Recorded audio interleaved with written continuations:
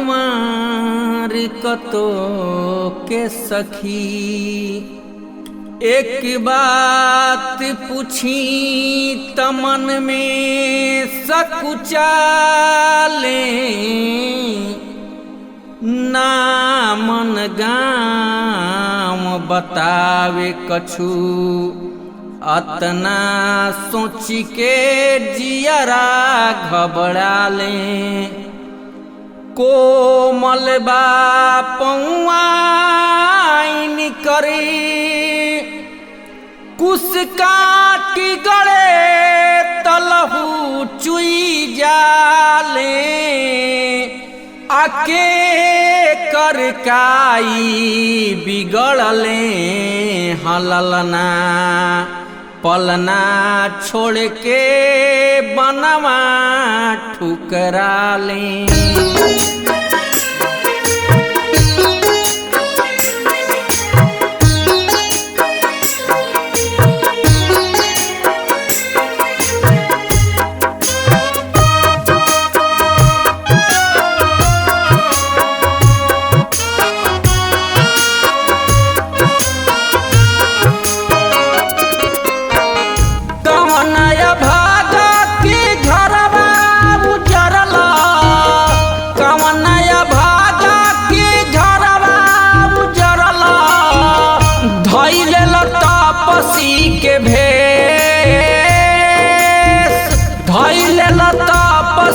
के भेस ए बाबू कहवा के हौआ नरेश ए बाबू कहवा के हौआ नरेश कहवा के हौआ नरेश ए बाबू कहवा के हौआ नरेश।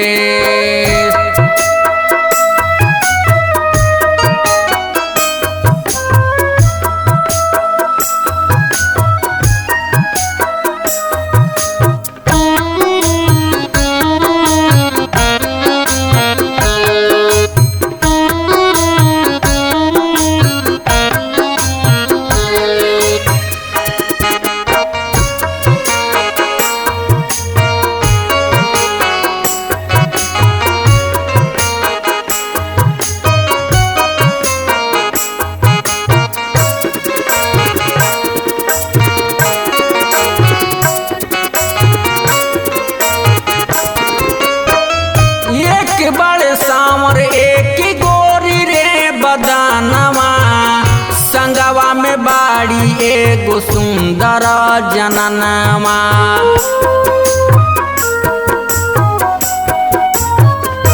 ओ एक बड़े सांवर एक गोरी रे बदानवा संगवा में बाड़ी एगो सुंदर जननवा कवन विपत्तिया तू बनवा में अइला कवन विपत्तिया तू बनवा में अइला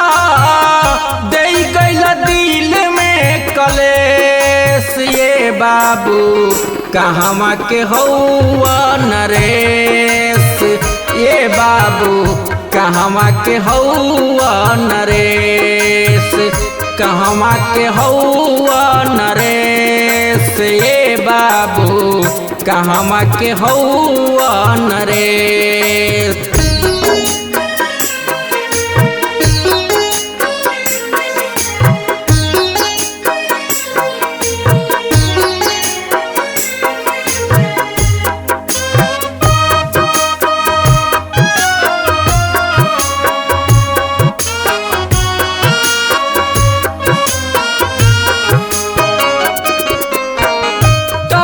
के भेष में नरेश के निशानी कौना बन बसी है मरामियों न जानी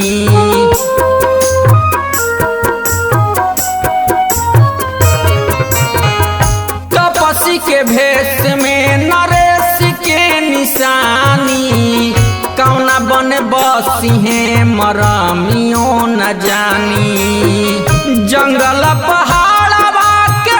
चिरे डगरिया जंगल पहाड़वा